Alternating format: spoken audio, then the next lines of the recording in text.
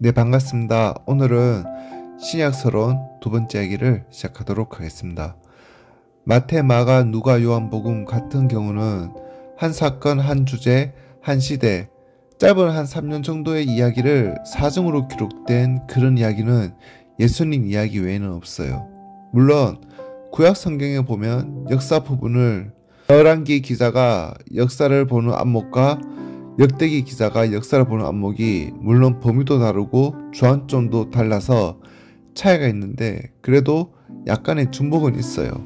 그게 아니면 출애굽하는 과정에서 이야기를 출애굽기, 민수기 그리고 신명기 안에서 중복되는 그런 부분이 약간 있긴 하지만 예수님 사건은 불과 짧은 3년 정도의 사건인데 이것을 사정으로 기록해요.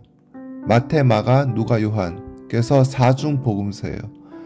그렇게 함으로써 예수님을 통해서 계시가 너무 중요하기 때문에 사정으로 네 사람의 증언을 다 들어보는 그런 방식을 취하고 있는데 그렇다면 우리가 그만큼 중요하기 때문에 네 사람이나 나와서 증언하는 거 아니겠어요?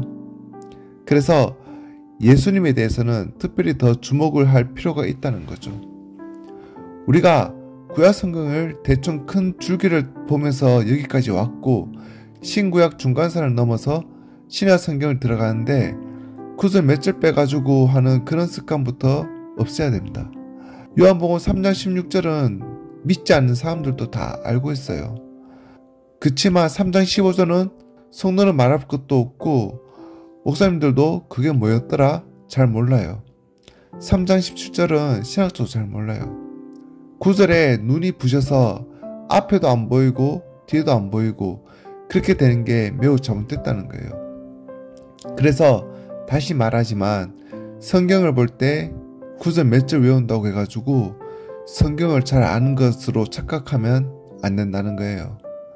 모든 성경은 1장 1절부터 제일 마지막 장 마지막 절까지 그렇게 다 알 수 있도록 해야 됩니다.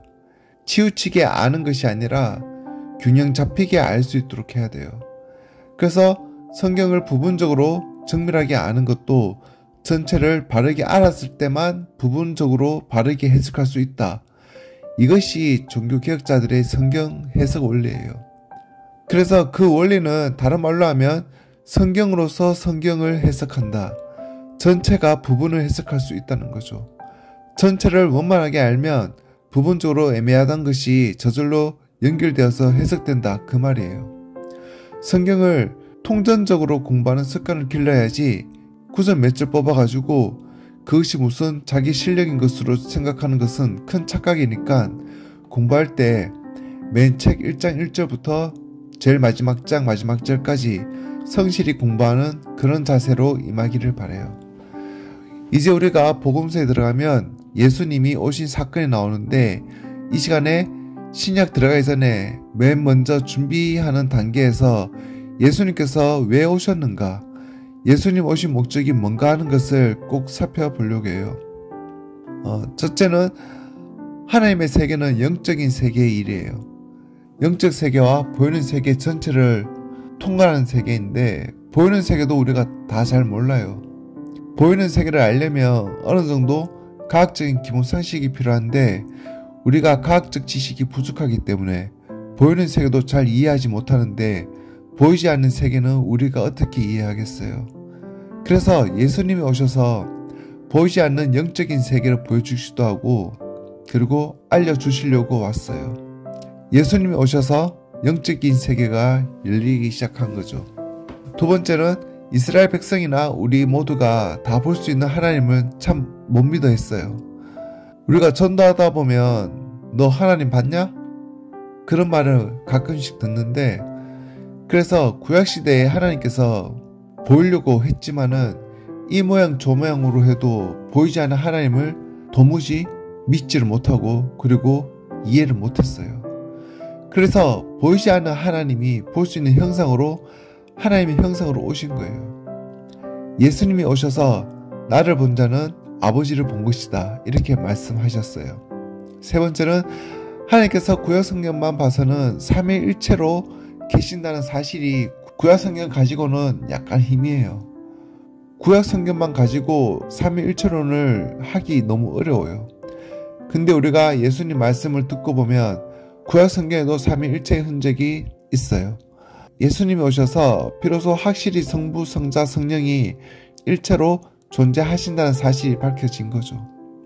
다음은 예수님이 오셔서 사탄과 귀신의 정체를 밝혀요. 구약 성경에도 사탄이란 말도 있고 악령의 흔적도 있지만 약간 희미하게 애매해요. 예수님 오시자 바로 귀신들이 쫓겨나가고 사탄의 정체가 극명하게 나타내죠. 그런 일들도 역시 예수님이 오셔서 한 거예요. 다음으로 마귀와 귀신들의 건세에서 우리를 해방시켜 주려고 우리가 그 건세와 속임수에 마귀의 건세에 눌리고 속임수에 쏘가서 살고 있는 우리를 거기에서 해방케 하려고 예수님이 오셨어요. 다음은 사람이 어떤 존재인지 알려줘요. 예수님이 오시기 전에 사람들은 사람 자체가 사람이 어떤 존재인지 스스로 잘 몰랐어요. 사람이 어떤 존재인지 알려고 이른바 철학이라는 것을 했는데 아무리 철학자가 철학을 해도 철학을 가지고는 예수님의 말씀을 안 들어보고는 사람이 어떤 존재인지 잘 몰라요. 예수님 말씀을 들어봐야 사람이 어떤 존재인지 알게 돼요. 다음은 예수님께서 사람들에게 선김을 받기 위해 오신 것이 아니라 선기로 오셨어요. 내가 온 것은 선기를 받으러 온 것이 아니라 도리어 선기를 하고 자기 목숨을 많은 사람의 대성물로 주려고 왔다라고 합니다. 자, 오늘은 여기까지 하도록 하겠습니다. 감사합니다.